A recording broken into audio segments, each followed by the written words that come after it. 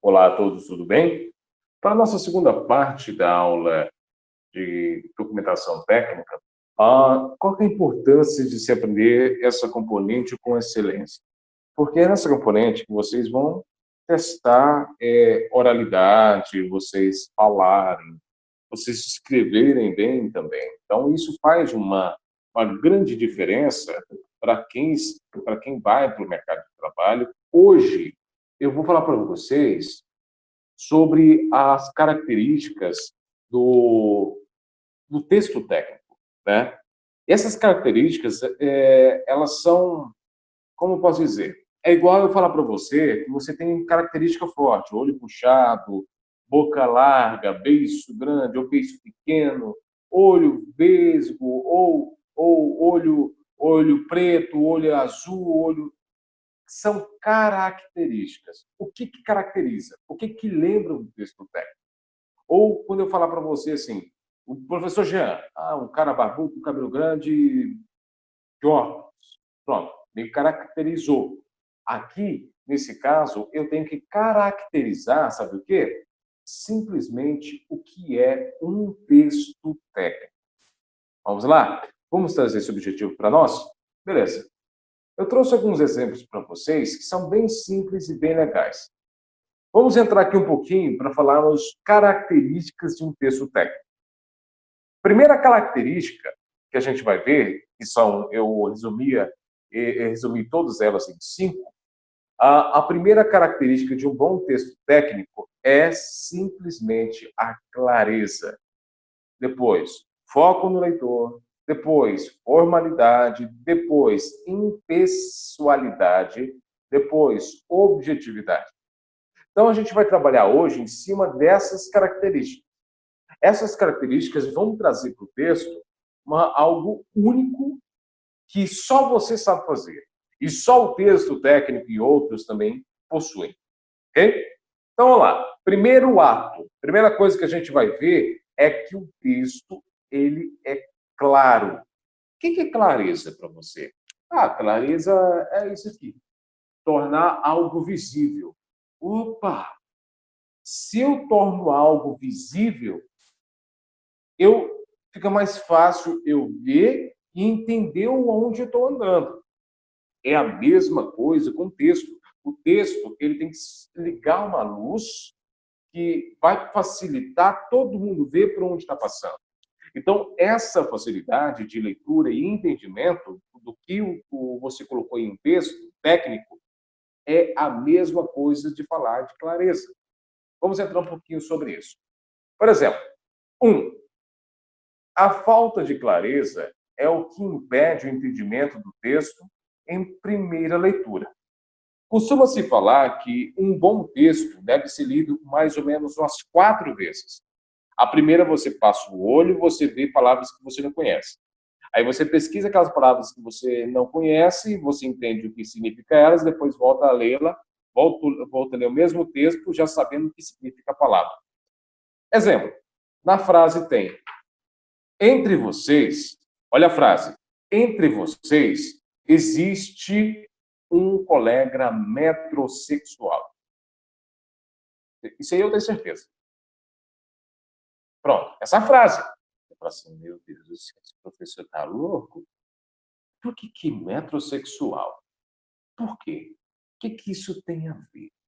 Agora vamos entrar um pouquinho sobre o assunto.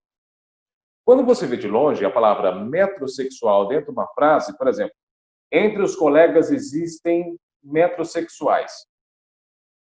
Parece estranho, porque você não conhece o significado da palavra metrosexual, então você vai tirar suas próprias conclusões em uma primeira leitura. Nessa primeira leitura, eu não fui claro o suficiente para trazer o significado de metrosexual. Aí vem o que está dito nesse primeiro tópico. A falta de clareza é o que impede o entendimento do texto em primeira leitura. Se eu fosse claro o suficiente, eu traria em primeira leitura o significado de metrosexual. Seria assim, isso já na primeira leitura, sem precisar de ler 2, 3 vezes para entender o que é o significado da palavra metrosexual. Seria assim, entre vocês existem colegas metrosexuais.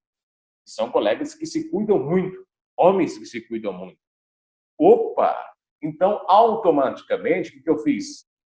Eu, na primeira frase, eu já expliquei que é metrosexual, e quando o leitor leu, na primeira frase, na primeira leitura, ele já entendeu o que eu quis dizer.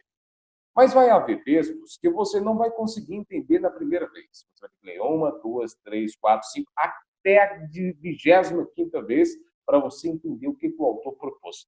Isso é normal, ok? Mas, no documento técnico, seria interessante para quem é técnico ou para quem está lendo, dependendo do público, entender da primeira forma ou da primeira vez que lê. Aí seria um máximo claro e seria mais fácil, uma leitura mais dinâmica, uma leitura mais fácil, simplificada, que todos entendam. Faltam muitos escritores hoje aqui no Brasil, que são profissionais, escreverem numa linguagem que profissionais e não profissionais entendam. Então, está em falta isso aqui no Brasil. Falando em um pouquinho sobre clareza, aí eu entro em outro tópico. É necessário, olha lá, é necessário repeti-la várias vezes para entender o que o autor está propondo. Repetir o quê? É o que eu falei, a leitura. Às vezes, quando você não entende, você não é claro o suficiente, você vai ter que explicar de novo. Opa, você já pegou esse exemplo aqui, ó? Por exemplo, quem aqui tem filho, sabe? Não mexe nisso. Você foi claro da primeira vez. Ou não. Se você tivesse dito da primeira vez, não mexe nisso por causa disso, e a consequência vai ser essa, você não precisaria repetir isso pela segunda vez. Não mexe nisso, porque se você continuar mexendo, eu vou te dar essa punição, isso. Se não foi claro da primeira vez, seria assim, para não ser claro da primeira vez. Não mexe nisso. E você sabe que o moleque vai mexer, porque você não foi claro o suficiente. Não mexe nisso. Por quê? Por quê? Qual é a consequência? Essa é a ideia de um texto. Podemos garantir a clareza do texto em alguns recursos bem simples. Olha, para você garantir a clareza de um texto, siga esse passo a passo que vai dar sempre certo. Primeiro passo, construa frases em ordem direta. O que é ordem direta? A solda está em boas condições. Se vocês colocassem assim, ó, condições boas, a solda está. Perderia, eu entenderia, mas perderia o nexo um pouco. Eu preciso saber o que, sujeito, é o nome de uma coisa ou pessoa, mas nesse caso é um objeto, solda, a solda está. Opa, o que está acontecendo com ela? Ela está, é o que vai acontecer. Verbos são coisas que levam em ação. Beber, casar, andar, pensar, são verbos, tá? Que sempre vão dar a ideia de ação, de alguma coisa que está acontecendo. A solda está, agora eu venho com complemento, em boas condições. Primeiro eu falo o nome do objeto, segundo, como ele está, ou o que vai acontecer com ele, e depois eu complemento. Nesse caso, a solda está em boas condições.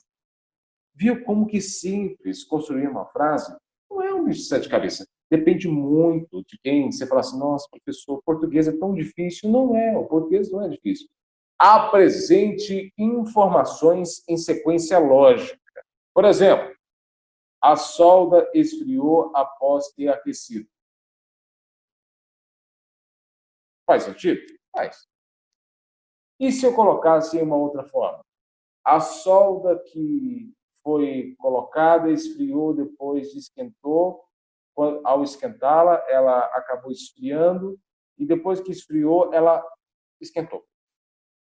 É isso. Eu não coloquei em uma ordem coerente. Eu preciso colocar uma organização de acontecimentos. Vamos colocar uma outra coisa. A luz acendeu e depois liguei o interruptor. Peraí. A luz acendeu antes que eu ligasse o interruptor? Como que pode? Não faz sentido. Eu tenho que ser claro. Ao ligar o interruptor, a luz acendeu. Essa é a ordem cronológica, essa é a sequência lógica. Por exemplo, eu liguei o carro, depois abri a porta e sentei no banco do motorista e acelerei. Se eu estava fora do carro, eu poderia colocar nessa história alguém que está dentro do carro, mas suponhamos que o carro esteja vazio. O carro estava vazio, o carro ligou, mas esse exemplo não encaixa muito, porque tem carro hoje e com um apertinho de controle ele liga. Mas vamos colocar um carro do ano, vamos colocar um carro de agora, um Uno 1000. Quando você está fora do Uno 1000, está fora do Uno, o Uno não tem chavinha. Suponhamos que ele não tenha. Você fala assim, liguei o Uno, girei a chave do Uno, abri a porta, sentei no banco do motorista e acelerei. Mas como você ligou o carro, após abrir a porta, sentou e depois acelerou? Não tem uma ordem correta. Agora, não tem uma ordem coerente. Vamos colocar essa frase em uma ordem lógica, que é: abri a porta do carro, sentei no banco do motorista, girei a chave, eu liguei o carro e acelerei. Pronto. É a mesma frase, só que agora eu organizei as peças do quebra-cabeça de uma forma que faça sentido, né? Senão é a mesma coisa de pegar um quebra-cabeça e colocar uma parte de uma cabeça na parte de uma unha. Não faz sentido, entendeu? Beleza. Indique cada procedimento em um parágrafo distinto. É assim, cada parágrafo ele tem um objetivo. Cada parágrafo. Espero ter sido claro aqui. Foco no leitor. Vamos lá no foco do leitor. A gente viu isso aqui na aula passada. É uma das regras. O foco no leitor, que é o item 2 da característica, além da clareza, serve para quê? Identificar quem vai ler o relatório é importante para que possamos definir os termos empregados. É aquilo que eu falei na aula retrasada. Quando eu sei para quem que eu vou mandar, eu sei que palavras eu vou usar. Eu sei, se você simplesmente fala em uma linguagem simples, não adianta eu escrever numa linguagem difícil que você não vai entender. Antes de iniciar o seu texto, procure responder as seguintes questões. Estou dando uma dica aqui. Ó. O leitor conhece o assunto do tema que você está tratando, do assunto que você está tratando, do assunto que você está relatando. O cara que for ler, ele entende o que você está falando? Segundo, se sim, beleza. Se não, se ele conhece do assunto, você coloca em palavras técnicas. Se não conhece o assunto, você vai colocar em palavras técnicas, mas você vai explicar elas. Será lido pelos funcionários ou pelos diretores da empresa? Depois, o relatório é para o público externo que pertence a uma categoria profissional específica? Traduzindo, se o texto for para um público que não é da minha empresa, mas eu estou escrevendo para pessoas que pediram, por exemplo, você fez um vídeo no seu YouTube, no seu WhatsApp, ou sei lá, e as pessoas pediram para você escrever um pouquinho sobre tomada. Quando você for escrever sobre tomada, você está falando para qual público? Esse público são para técnicos eletrotécnicos e eletricistas? Se for, você pode usar uma linguagem formal, que é uma linguagem técnica. Você pode falar linguagem física, diagramas e por aí vai. Quando você for falar para a pessoa que é leiga no assunto, aí você vai ter que simplificar e desenhar. Tudo isso, dependendo de onde que você vai falar, você tem que simplificar, ok? Eu estou falando isso na forma escrita. Jamais que esqueça que o objetivo das nossas aulas comigo, com o professor Jean, é escrever de uma forma técnica. Após responder essas questões, você poderá selecionar as informações e identificar a melhor maneira de transmiti-las. Depois que você sabe para quem que você vai mandar, porque se o cara conhece ou não o assunto, se os funcionários ou os diretores vão ler, por quê? Tem gente que não vai entender o que você está falando. Então, quando você descobre quem que vai ler, fica mais fácil para você pensar nos dados que você vai apresentar ali. Porque não adianta você colocar quilowatts, hora, sei lá do que, um cálculo, porque as pessoas não vão entender. Só vão entender pessoas que são da área. Quem não são da área não vai entender. Formalidade. Essa questão de ser formal, ela entra em vários fatores. Primeiro, o que é formal? Ao se cumprimentar uma pessoa, você pode ser formal ou informal. Você pode ter uma conversa formal ou uma conversa informal. Exemplo. E aí, como é que você tá, mano? Bom, como é que você tá? Legal. Um cumprimento informal. Cumprimento formal. Lá, tudo bem? Um ótimo dia a você. Em que posso auxiliar? Atendimento formal. Quando eu olho e falo assim, vamos ter uma conversa formal. Seria assim, olá, eu gostaria de saber com você o que foi interpretado da aula de hoje. Tipo, uma conversa formal com você, uma linguagem culta. Por que isso significa linguagem culta? É a forma que o português é montado, sem gíria, sem regionalismo também. Por que eu falo regionalismo? O que é regionalismo? Goiano fala arve, arvinha e arvão. Nós puxa o R demais, só. Mas só que aí, quando eu vou para o português padrão, não posso ter, de forma alguma, regionalismo. Porque eu sou profissional. Querendo ou não, eu tenho que tirar um pouquinho e ir para o português padrão, que é o português que é ensinado na escola, o português que é escrito por autores, o português que é realmente ensinado nas escolas. Ou deveria ser, né? Beleza. Formalidade. Formalidade. Para escrever um texto técnico, não utilizamos linguagem coloquial e muitas gírias, muito menos gírias. O que é gírias? Mano, nós, tipar, tudo que não pertence ao português e nós inventamos é gíria. Por exemplo, gíria do goiano, trembão. É uma gíria. Nós inventamos. Por exemplo, bagaceira. É uma gíria.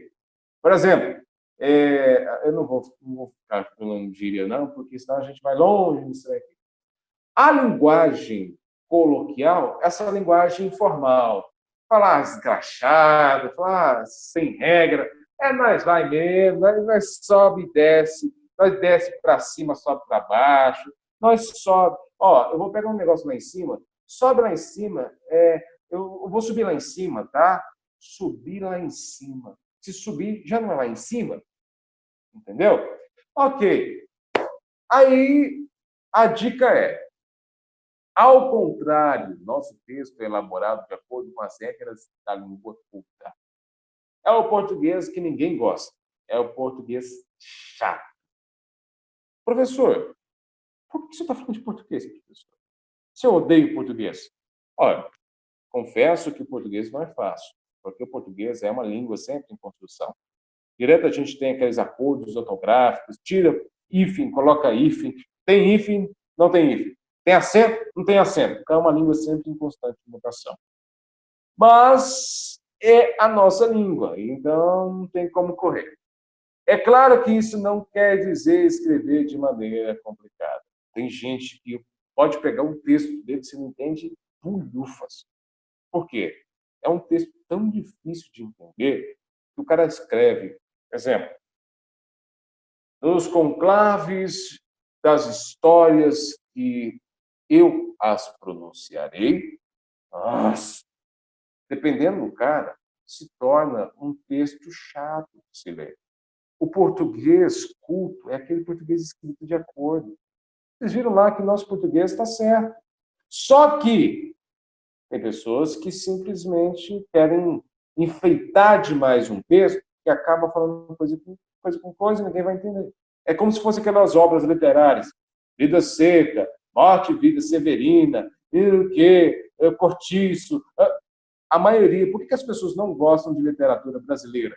Elas bem Machado de Assis. Porque o pessoal escreve em português culto com palavras extremamente complicadas. Eles não facilitam. Por que as pessoas não gostam de ler livros? porque as palavras cultas demais são difíceis de se pronunciar, ou as pessoas têm preguiça de buscar o conceito delas e aplicar dentro do texto. Né? Mas aí entra outro assunto. Ao contrário, apesar de exigir formalidade, você deve expressar suas ideias com palavras conhecidas. Traduzindo, você vai falar somente as palavras que é costume você falar. Por exemplo, deixa eu até aumentar esse trem aqui. Deixa eu te fazer uma pergunta. Se porventura você chegar e falar assim, professor, eu estou entristecido com algumas hipóteses que me direcionam a um relapso de nostalgia de um passado. Me traz alguns momentos nostálgicos que me fazem refletir sobre a minha atual forma de solucionar, né? Solucionar os meus dilemas diários. Traduzindo, o cara só falou assim, se fosse colocar um português mais simples, mais dentro do português padrão. Professor, estou triste porque estou pensando em coisas do passado que não me auxiliam nas tomadas de decisão de agora. Olha que legal, simples. Tá vendo? Essa é a ideia. Entendeu? Então vamos lá. 4. Impessoalidade. Impessoalidade é tirar o eu ou você, escrever no eles ou elas. Vocês viram isso ontem. Ontem, né? No vídeo, no anterior. Foi lá na regra 3, como eu trago ali. Ó. O texto técnico tem como característica um certo distanciamento entre o autor e o leitor, não admitindo subjetividade. Traduzindo, quando eu coloco em ele, ou elas, eles, elas, ou ele, ou ela, eu não estou aproximando do leitor, seja em texto argumentativo ou expositivo. Qual que é uma dor de cabeça que eu tenho? Que os alunos quase me trucidam. Professor, o senhor me ensinou, o professor da minha escola ensinou que quando tem a palavra texto argumentativo, eu posso escrever eu acho. Por que eu acho? Se é um texto argumentativo, ele tem que ter uma estrutura argumentativa. É um texto que não pode vir eu. Tem que vir da seguinte forma. Por exemplo, eu não gosto, eu vou pedir um texto sobre, deixa eu ver aqui, mercado de trabalho. Eu acho que o mercado de trabalho não é para quem não tem formação. Esse eu usei em pessoalidade. Eu trouxe em primeira pessoa. Parece que é minha opinião e se dane a sua. Quando eu falo da forma seguinte, olha só. Ele ou ela. Eu coloco no singular ou no plural da terceira pessoa. Deixa eu ver aqui, é o mesmo exemplo. O mercado de trabalho é para poucos que não possuem formação. Opa, não é a minha opinião. Eu estou colocando que o mercado de trabalho, vocês viram que mudou o intuito da frase? É esse o intuito. Parece que eu não estou inventando, parece que eu estou vindo com eu estou falando, porque eu escrevi, mas não é achismo. Eu estou escrevendo para todos, não estou escrevendo para mim. Entendeu? Portanto, evite utilizar expressões como eu acredito que o processo, colocando em seu lugar, entende-se que o processo. Por exemplo, quando eu falo entende, ou frases que dão ideia no eu trago elas só para alguma opinião pessoal, entende? É como se eu falasse assim, eu não gosto de você. Não gosto de você. Não, esse aqui ficou meio pânico.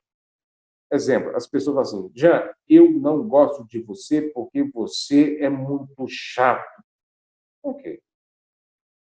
Frase pessoal. Nota-se que alguns professores são chatos, pois são extremamente ambiciosos com cobrança, incluindo Jean Matias. Eu não falei para você, Jean Matias. Falei para o Jean Matias. Jean Matias. Jean Matias. Falei para você, Jean Matias. O Jean Matias. Viu a ideia? Parece que quando eu falo para você ou falo para mim, eu estou falando direto. Quando eu falo com terceira pessoa, eu falo dele. Exemplo, nós estamos aqui fofocando. Cara, você viu aquela mulher? Aquela mulher apanhou. Essa ideia de aquele ou aquela dessa intenção de terceira pessoa. Aquele produto. Esse Mauser. Aquele Mauser. Viu a ideia? Objetividade. O que é esse objetivo? Você chega para sua esposa e fala assim, meu bem, quero sair. Você não foi objetivo. Você não falou para onde? Meu bem, eu quero ir ao supermercado comprar erva mate. Você foi objetivo. Meu bem, vou ao supermercado comprar erva mate. Você falou o objetivo da sua saída.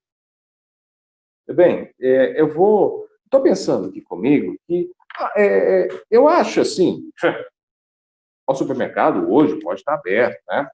E lá tem erva mate. E você sabe que eu gosto da erva mate.